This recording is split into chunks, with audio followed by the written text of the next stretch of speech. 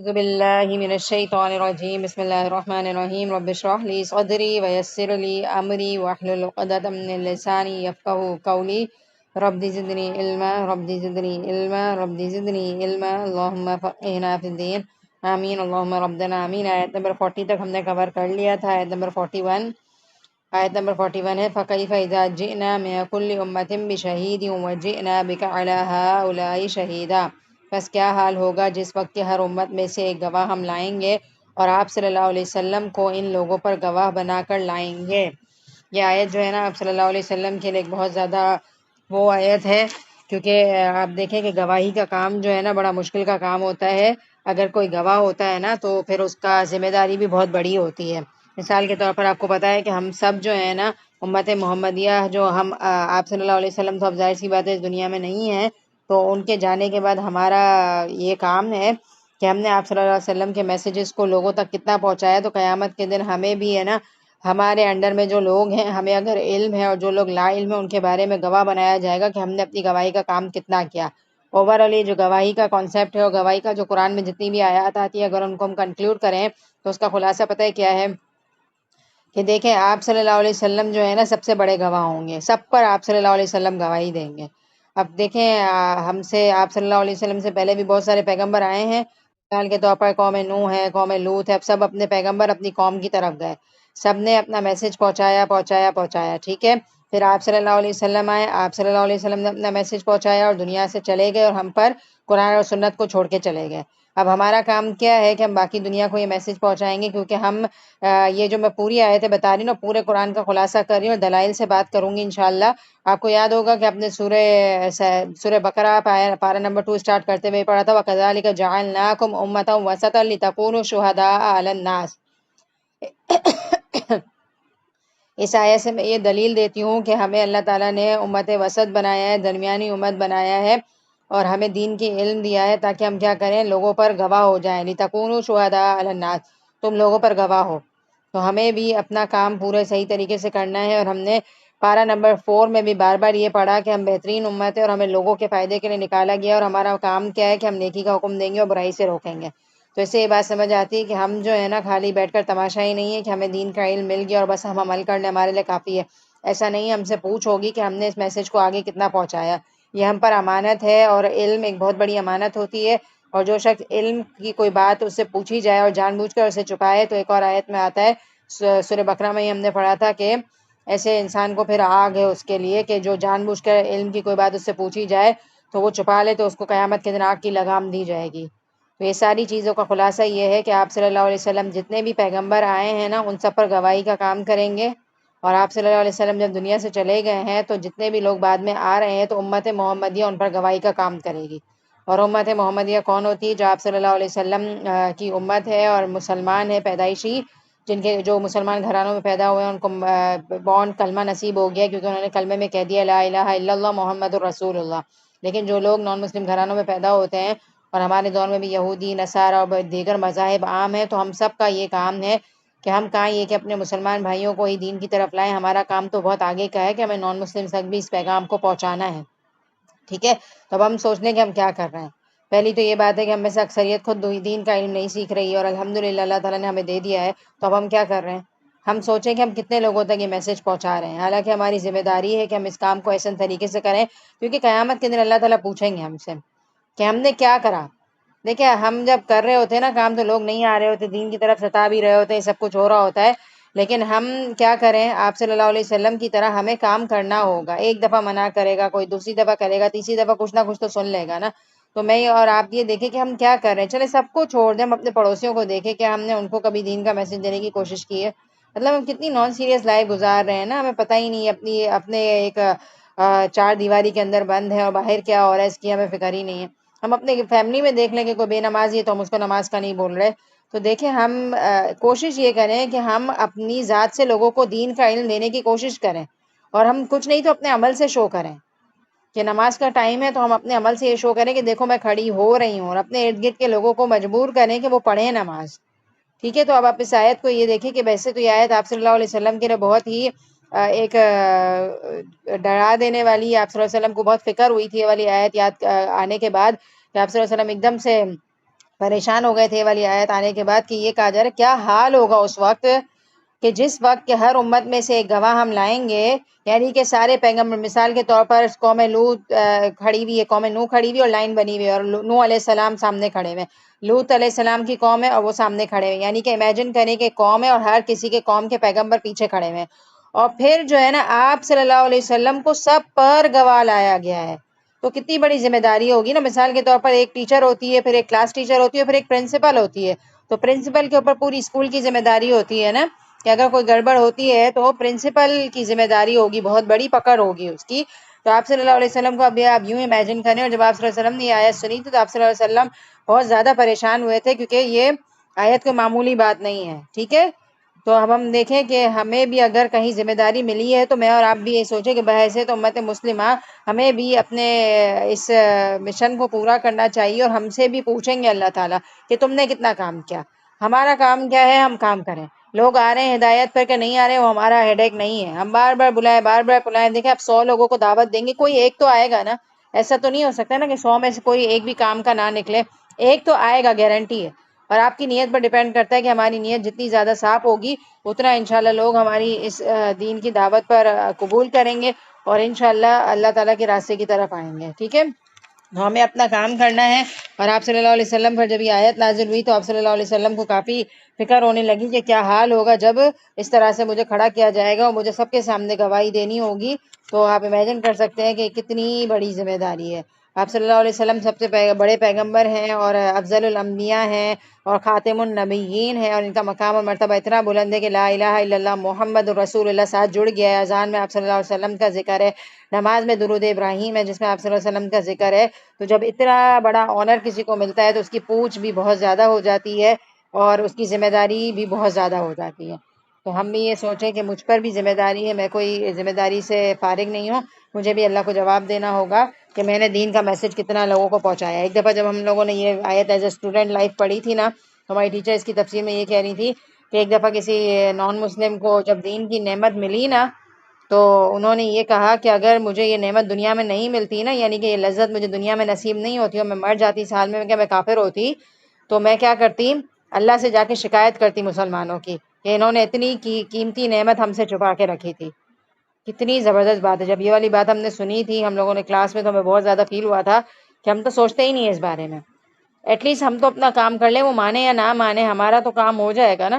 ہماری یہ حجت تمام ہو جائے گی کہ ہم نے اپنی کوشش کی تھی، اور دل سے کوشش کریں گے تو ٹرن ہوگا کوئی نہ کوئی۔ ہم سوچیں ہم نے تو کبھی کسی مسلمان کافر کو مسلمان نہیں کیا، یہ تو دور کی بات۔ آپ یہ سوچیں میری وجہ سے کوئی رائے پر آیا ہے، کوئی نارمل مسلمان بھی جو نمازوں سے غافل تھا،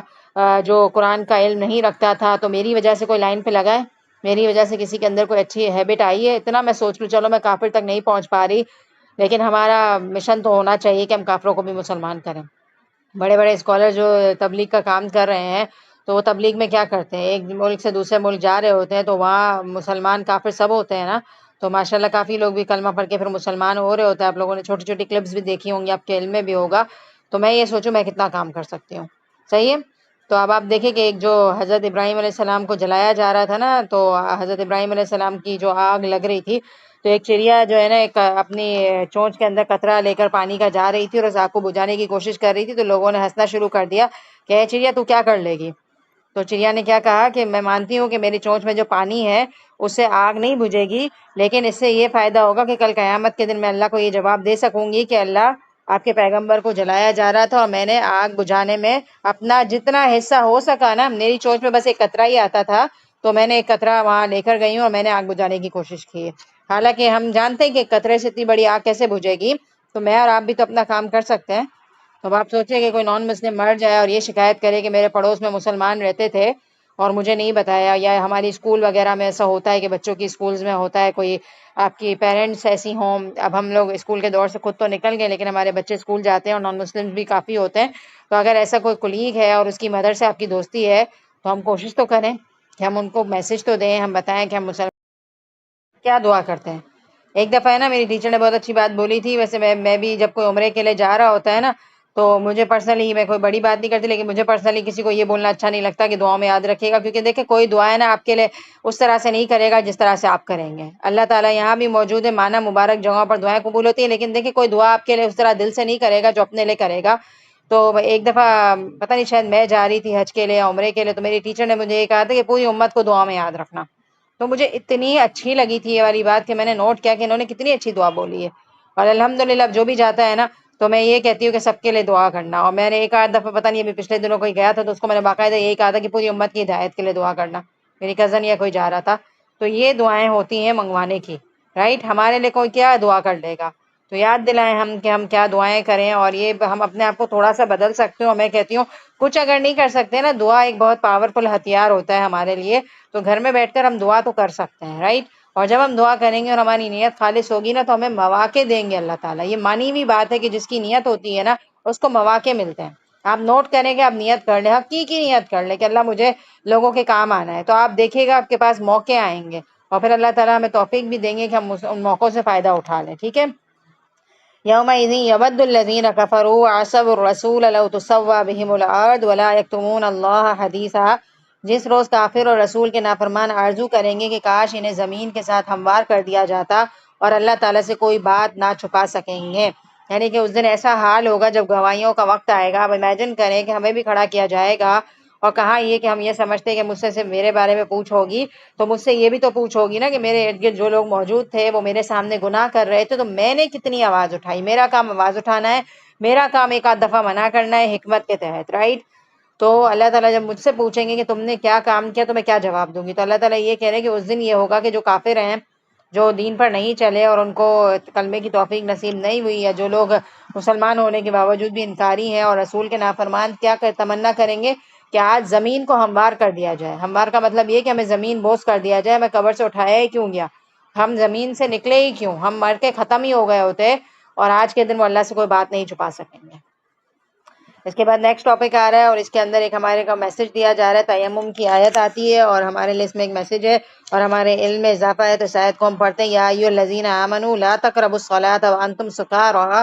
حتى تعلموا ما تقولون ولا جنبا الا عابري سبيل حتى تغتسلوا. اے ایمان والو، جب تم نشے میں مست ہو نماز کے قریب بھی نہ جاؤ. اب نشے کی حالت میں نماز کی طرف جانے کا اس لیے منع کیا گیا کیونکہ نشے کی حالت میں جو ہوتا ہے نا، انسان مست ہوتا ہے اور اس کو یہ نہیں پتہ چلتا کہ وہ کیا بول رہا ہے.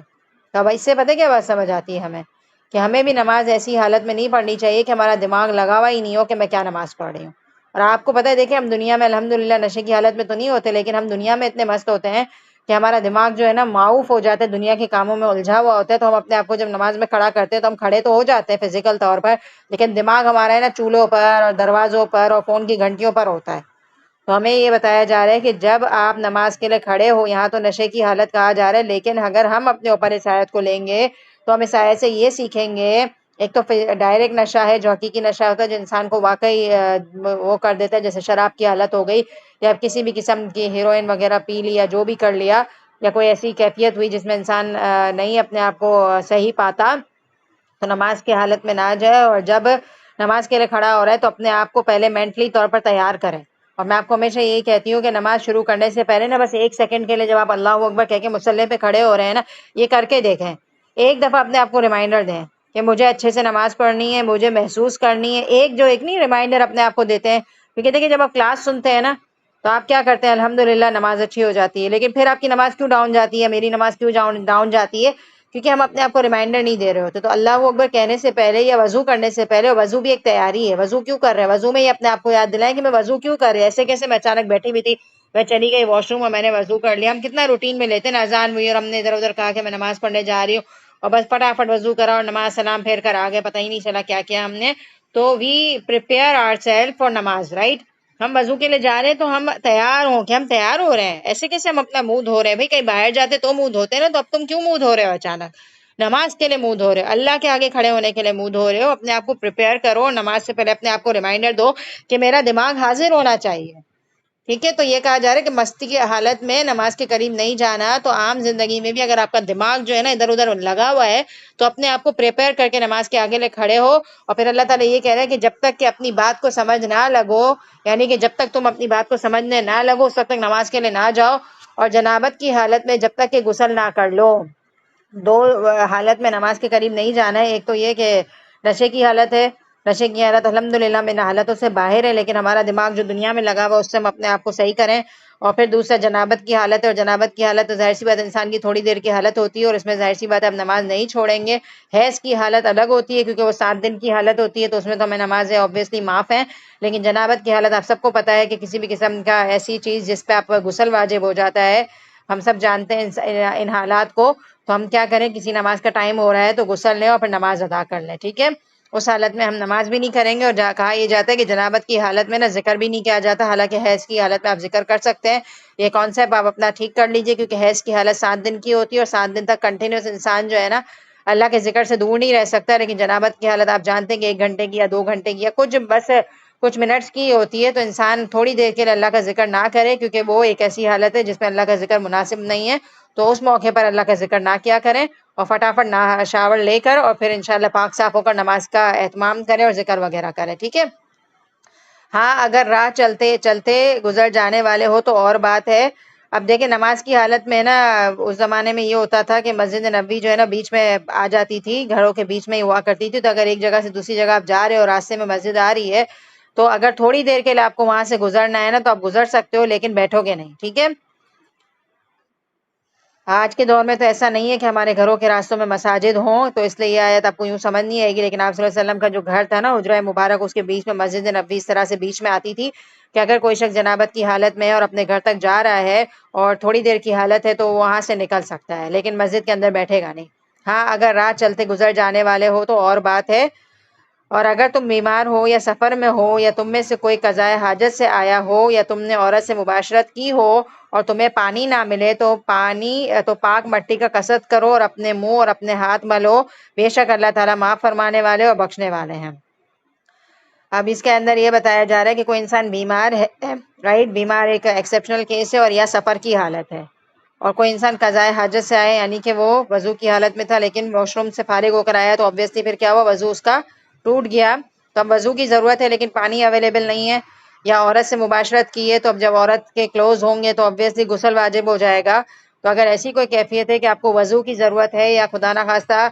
سفر کی حالت میں ہے اور عورت سے مباشرت ہو گئی ہے اور آپ کو غسل کی ضرورت ہے، پانی اویلیبل نہیں ہے، تو ایسی صورت میں ہم کیا کریں گے. اور پانی کی بھی آپ کو پتہ ہے تیمم کی جو ہے نا مقدار ہوتی ہے کچھ. اچھا میں یہ والی آیت کمپلیٹ کر کے آپ کو 2-4 باتیں تیمم کے حوالے سے بتا دیتی ہوں، کیونکہ ہم نے اس کو ہے نا طہارت کی بک میں بہت ڈیٹیل میں پڑھا تھا. تو قرآن میں یہاں پر بہت زیادہ چیزیں مینشن نہیں ہیں، لیکن جو کہ میں نے طہارت کی بک میں پڑھا ہے وہ میں آپ لوگوں کو بتا دوں گی انشاءاللہ، اس سے آپ کو بہت زیادہ فائدہ ہوگا. میں نے بھی پڑھا تھا تو مجھے بہت زیادہ فائدہ ہوا تھا.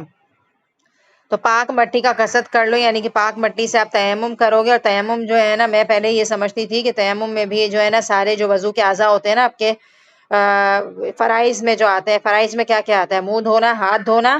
مسح کرنا سر و کان کا، صرف یہ چیزیں آتی ہیں فرائض کے اندر. جیسے ہمارے گھر میں بھی کبھی پانی کی کمی ہو رہی ہو نا تو پوری وضو کرنا ضروری نہیں ہوتا، اگر آپ 4 فرض کر لو نا تو آپ کی وضو ہو جاتی ہے. ایون کہ اگر آپ کہیں شاپنگ مال وغیرہ میں گئے ہوئے ہو اور لوگوں کی لائنیں لگی ہوئی ہیں اور وضو کرنے کا ٹائم شارٹ ہے اور سب کو جگہ چاہیے، تو اس موقع پر بڑی بڑی وضو کر کے دوسروں کا ٹائم برباد نہیں کرنا چاہیے، 4 فرائض کر کے سائڈ پر ہو جانا چاہیے تاکہ سب کو موقع مل جائے. ٹھیک ہے. یہ ساری چیزیں نا ہمیں دین سکھاتا ہے، لیکن دین ایسی چیز نہیں ہے کہ آپ صرف اپنی فکر کرو اور اتنی لمبی لمبی وضو کر رہے ہو کہ دوسروں کی نمازیں قضا ہو جائیں، تو یہ طریقہ درست نہیں ہے. ہمارے دین نے ہمیں بہت خوبصورتی دی ہے کہ ہم جب وضو کریں تو فوراً سے ہم سامنے والے کو یہ شو کریں کہ اچھا آپ کو بھی وضو کرنا ہے، 1 سیکنڈ دیں، ہم فٹافٹ کر لیتے ہیں. تو اس سے آپ کا جو پوسٹر ہوگا نا اس سے سامنے والا یہ فیل کرے گا واہ کیا دیندار ہے، مطلب دین ایک خوبصورت دین ہے. اور اگر آپ اپنی وضو کر رہے ہیں اور سامنے والا کہہ رہا ہے بھائی جگہ دے دو اور آپ نہیں دے رہے ہو، بد اخلاقی کا مظاہرہ کر رہے ہیں، تو سوچیں کہ ایسی نماز ہمیں کیا سکھا رہی ہے.